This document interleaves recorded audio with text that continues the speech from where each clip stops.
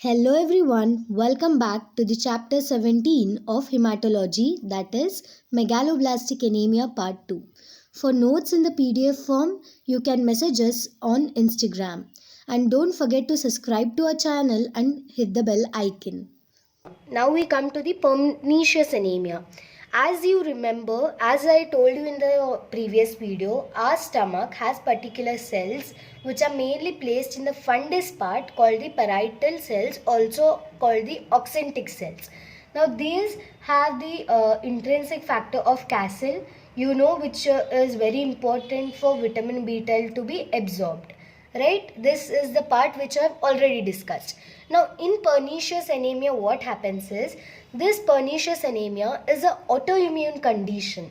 Here there you can find the autoantibodies against this intrinsic factor of Castle and also the antiparietal antibodies.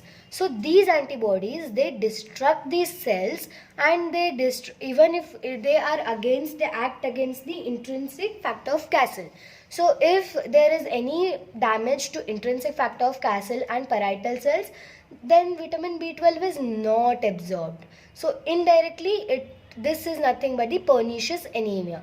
Pernicious anemia is an autoimmune condition, and you can find their autoantibodies against the intrinsic factor of Castle and antiparietal antibodies. So this is what usually happens in pernicious anemia. And even in pernicious anemia, again one interesting thing is, you can see there is intestinalization of stomach. Means what happens here is, the epithelium of the stomach, it changes to the epithelium of the intestine. Now this happens usually in pernicious anemia, but in such cases it is a high risk of cancer of stomach. It will lead to cancer of stomach if it is not managed or something. So usually what you see here is the autoantibodies test is done, so that if you find any autoantibodies in this bloodstream, then you can easily rule out that this is nothing but pernicious anemia deficiency. And you can also see there is a test called as Schilling test. This Schilling test is also nothing but the 24-hour urinary excretion test. Here what is done is, Schilling test, it is usually done to detect vitamin B12 deficiency, as well as to distinguish and detect the lack of IF and malabsorption syndrome. So it depends upon the good renal function and proper urinary collection. It depends on that, and it detects if there is some vitamin B12 deficiency. Next is the clinical features. It is similar as, if there is any problem with these two, it will cause vitamin B12 deficiency. So this is similar to vitamin B12 deficiency, only autoimmune condition, that is what rules out the condition. So clinical features are anemia, neurological abnormalities, and GIT abnormalities are mainly seen in pernicious anemia. So these are some of the clinical features of pernicious anemia, and this is the gist of pernicious anemia.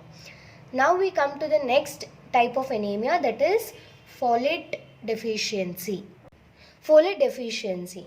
This folic acid we get it in different forms such as polyglutamates, monoglutamates and all. But in diet, we get folate in the form of polyglutamate. We eat in the form of polyglutamate. But these are absorbed in the form of monoglutamate. So these has to be converted from polyglutamate to monoglutamate.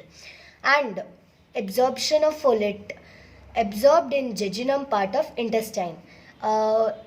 So again, revision, iron is absorbed in which part? Comment in the section and let me know. And what is vitamin B12 is absorbed in which part? And as we can see, folate is absorbed in jejunum. So let me know in the comment section if you remember.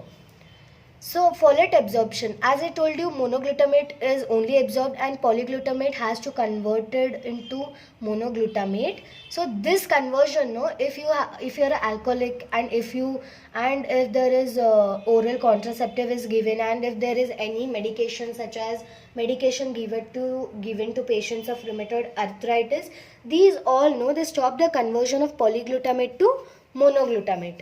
And if it is not converted, if it is not absorbed, that will lead to folate deficiency anemia. So here the clinical features which you can see is anemia, jaundice, glossitis, but the main thing here is there is no neurological symptoms. As we see in pernicious anemia and vitamin B12 deficiency anemia, there is peripheral neuropathy. But in folate deficiency anemia, there is no peripheral neuropathy or any neurological symptoms. Now, how to diagnose this? First thing is the serum folate. Now, best method to know the folate levels are intra-erythrocyte folate levels. We have to check the folate levels in our erythrocyte. That will give the best diagnostic measures. Next is a test called, there is a specific test called FIGLU test. FIGLU stands for foraminoglutamate acid.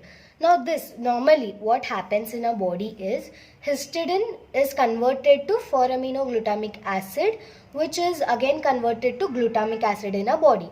Now what happens is folic acid, that is folic acid converts this FIGLU into glutamic acid.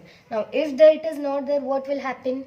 Now if it is not there, then FIGLU remains, it doesn't get converted, and that is excreted in the urine because it is not getting converted. So in deficiency, FIGLU is excreted in urine. So in urine you can see there is increased aminoglutamic acid in the urine. So this is a very important test which is done in folate deficiency.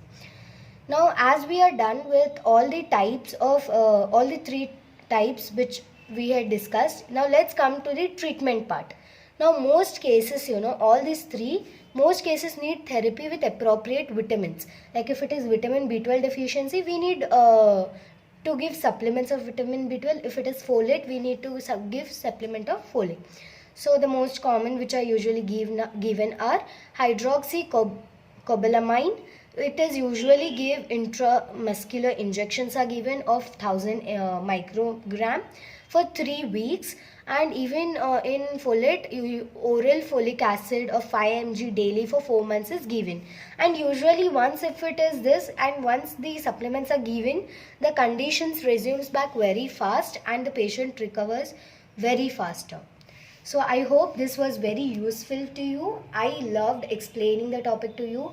I hope even you loved understanding, and I think this was easy for you guys. It was a longer video, so that is why I made it into 2 parts, because I didn't want it to miss on any of the part of the video, because it is a very important topic in hematology.